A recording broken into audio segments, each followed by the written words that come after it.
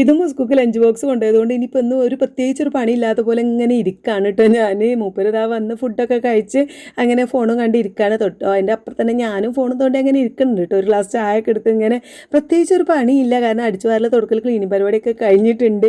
അപ്പോൾ ഉച്ചക്കത്തേക്ക് ഇനിയിപ്പോൾ ചോറ് വെക്കണോ, കാരണം ഞങ്ങൾ രണ്ടാൾ മാത്രമേ ഉള്ളൂ. ഞാനാണെങ്കിൽ ബ്രേക്ക്ഫാസ്റ്റിന് എന്താണോ അതാണ് ഉച്ചക്ക് കഴിക്കാറുള്ളത് കേട്ടോ. അപ്പോൾ മൂപ്പരോട് ചോദിച്ചു പറഞ്ഞാൽ ചപ്പാത്തി വാങ്ങാം, നമുക്ക് ചപ്പാത്തി മതിയല്ലോ എന്ന് പറഞ്ഞു. അപ്പോൾ ചപ്പാത്തി ഉണ്ടാക്കാനാണെങ്കിൽ പൊടി ഇല്ലാണോ കേട്ടോ. അപ്പോൾ ഒന്ന് നമ്മൾ മമതയിൽ നിന്ന് ചപ്പാത്തി പേക്ക് വാങ്ങി വരാമെന്നും പറഞ്ഞിട്ടുണ്ട്. മൂപ്പർക്ക് ഏതായാലും ടൗണിൽ പോകേണ്ട ആവശ്യമുണ്ട്.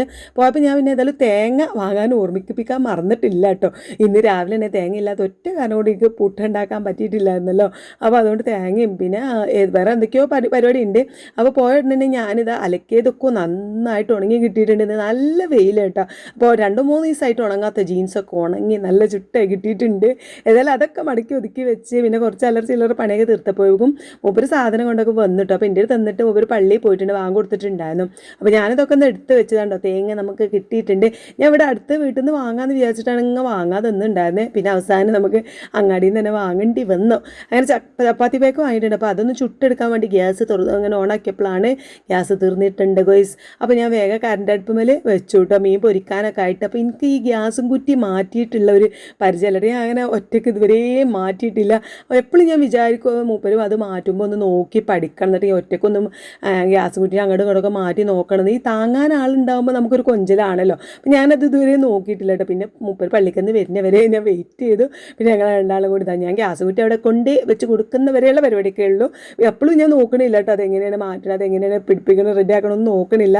ഒരുപാട് പണിയൊന്നും ഇല്ല എന്നറിയാം, എന്നാലും ഞാൻ നമുക്ക് മൈൻഡ് ചെയ്യാത്തതുകൊണ്ടാണ് കേട്ടോ. ഏതായാലും ഞാൻ മീൻ ഇനിയിപ്പോൾ ഇതുമെന്ന് തന്നെ അങ്ങോട്ട് വറുത്തെടുത്തു. ഭാഗ്യത്തിന് ഈ ഒരു ചട്ടി ഇതുപോലെ പ്രശ്നം ഉണ്ടായിരുന്നില്ല കേട്ടോ. ഇതിലെല്ലാ ചട്ടിയൊന്നും പോവില്ലല്ലോ ഈ ഒരു അടുപ്പിൽ. അപ്പോൾ ഏതായാലും അത് എടുത്ത് വെച്ചു. പിന്നെ അപ്പോഴേക്കും ഗ്യാസൊക്കെ സെറ്റാക്കി വെച്ചു. ഇനി ഞാനത് അവിടെ നിന്ന് ചപ്പാത്തി ചൂടാക്കി എടുക്കാമെന്ന് വിചാരിച്ചു കിട്ടും. അപ്പോൾ ഈ ഒരു പാക്കാണ് വാങ്ങിയിട്ടുള്ളത്. അപ്പോൾ ഇതിൽ 10-12 ഒക്കെ ഉണ്ടാവും. എത്ര വില നിങ്ങൾ 50 രൂപ അങ്ങനെ എന്തോ ആണ് തോന്നുന്നു. ഏതായത് ഒരു ഹാഫ് കുക്കഡാണ്. ഇനി ഒന്ന് ജസ്റ്റ് ഒന്ന് വേവിച്ചെടുത്താൽ മതി. അപ്പോൾ ഞാനത് ഇച്ചിരി വെളിച്ചെണ്ണ തേച്ചിട്ട് ഇങ്ങനെ മറിച്ചിട്ട് വേവിച്ചെടുക്കുകയാണ് കേട്ടോ. നല്ല ടേസ്റ്റ് ഉണ്ടായിരുന്നു കഴിക്കാനായിട്ട്, നല്ല പൊള്ളച്ചും വരുന്നുണ്ടായിരുന്നേ.